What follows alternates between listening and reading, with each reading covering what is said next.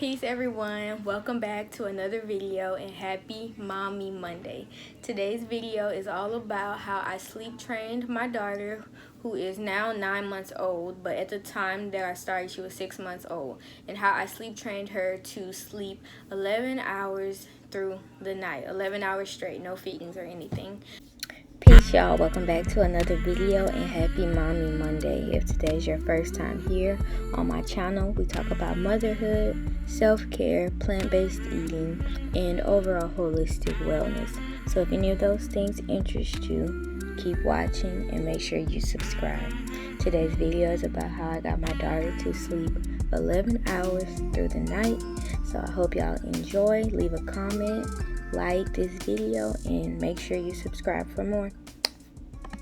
First, I would like to let you guys know, put a little disclaimer out there that I'm not a doctor, I'm not a pediatrician, I'm just a mommy, among other things, but in this, I'm just a mommy. This is a mom talking to you, not a doctor or a healthcare professional. So yeah, just to get that out the way. So the reason why I decided to sleep train her to sleeping this length of time, it came from different places. It came from her pediatrician, and then just me doing my own research about whether or not this is something that makes sense, or if it's like feasible, or if it's even healthy or good for the child. So I did a lot of research. Make sure when you do embark on this, if you do embark on this journey, that you do your research and you listen to your motherly instincts about what feels right and what doesn't feel right. So to get into it, the CDC recommends that for a baby Amir's age,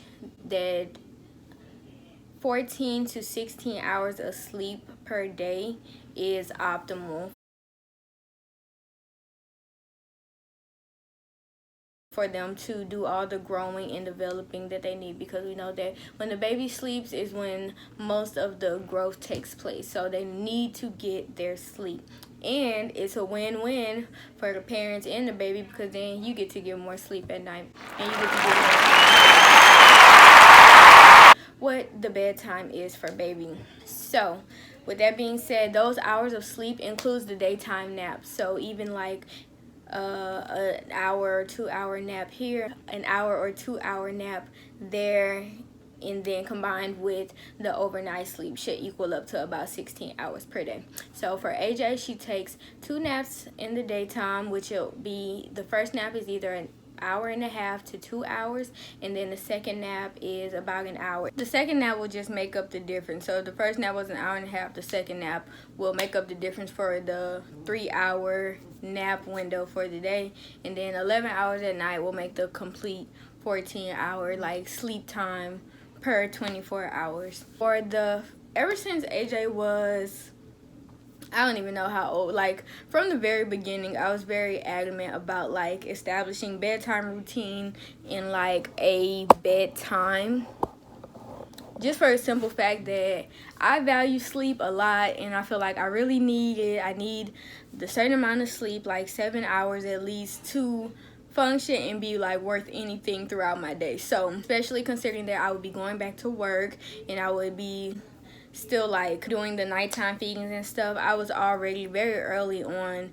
I was already like trying to figure out bedtime routine. So I always had like a bedtime song that I played for her when it was bedtime, to kind of condition her into associating that song with sleeping time. And I would make it dark in the room, and I would try to keep it quiet whenever it was time for sleeping. So from the very beginning, y'all, probably like 2 or 3 months old, which maybe it didn't do anything then, but she sleep 11 hours at night now, so I would say that it worked. So yeah, establishing bedtime routine, changing into bedtime clothes, like just changing into clothes at night, so everything kind of triggers like, okay, something different is happening, we're transitioning into this. And so when it finally came time for her to be sleeping through the night for those 10 to 11 hour stretches, the only thing was those nighttime feedings. So based off of my research and also input from her pediatrician,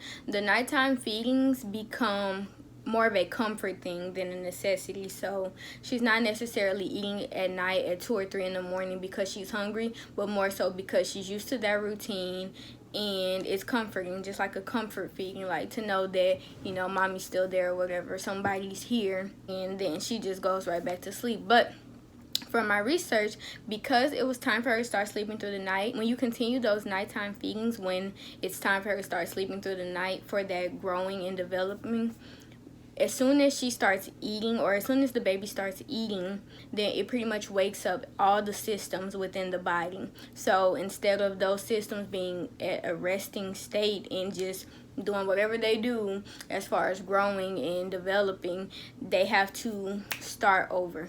Once they wake up and receiving the food, processing, digesting, and even eliminating, all of that is a whole entire process that has to wind back down when it's time to go to sleep. So it pretty much interrupts that growing cycle that's happening during sleep time. So there are different methods that you can research. I don't remember any other than the one I used, and it's the cry it out method.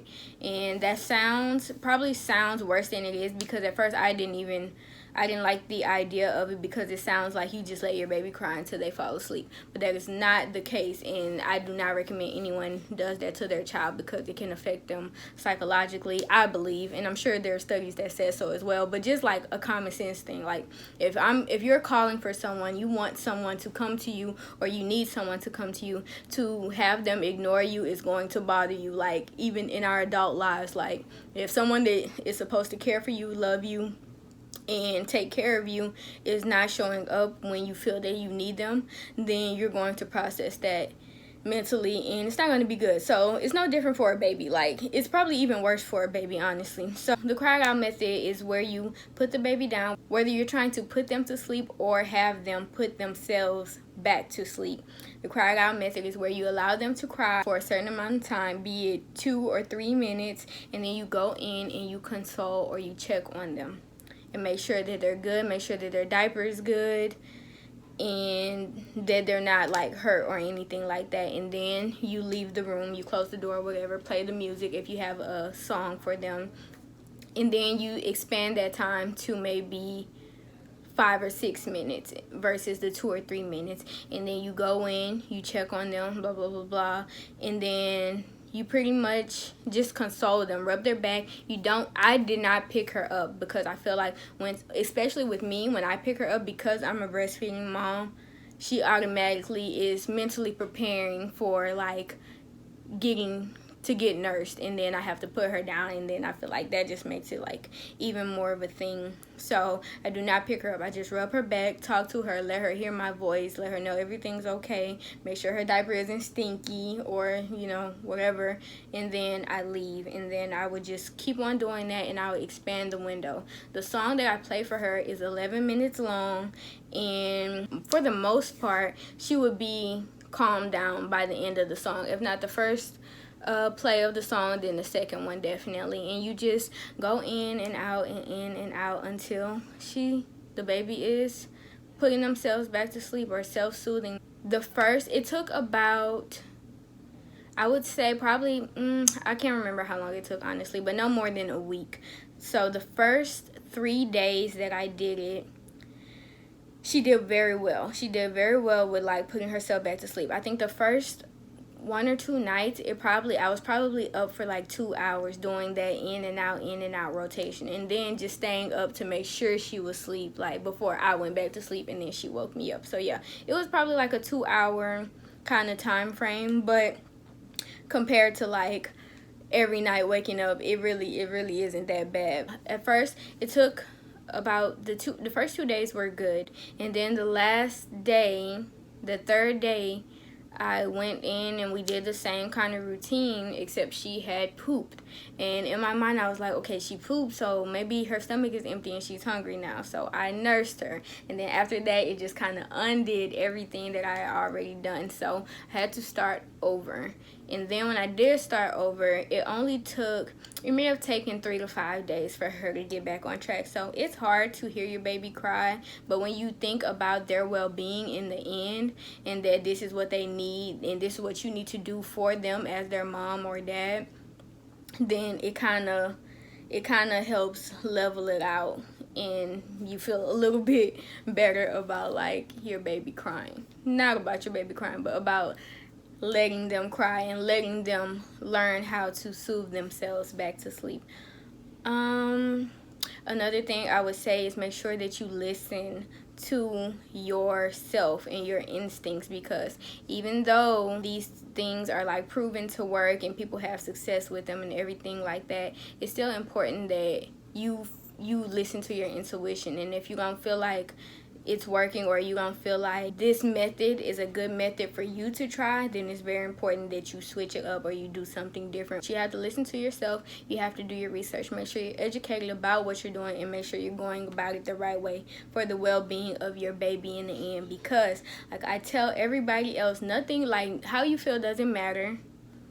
How your partner or your spouse feels doesn't matter when it comes to how the baby feels. So the baby comes first at all times. So yeah, that's pretty much it, honestly. So her bedtime routine, I'll talk about her bedtime routine real quick and the sequence of things that I do. So right before bed is the diaper change, so that way she knows. And even right before her naps, I change her diaper, so she knows that if I'm changing her diaper in her room and the song is playing, then she knows that this is like the sequence of events leading up to either nap time or sleep time. So changing a diaper is like a symbolic thing for it's almost time to go to sleep. I change her diaper. I nurse her before I change her diaper, because I also want to get out of the habit of nursing her to make her fall asleep, because that was just like on my part. Like I don't like having to nurse her to make her fall asleep. If she's babysat or something, then I don't want her to have had a bottle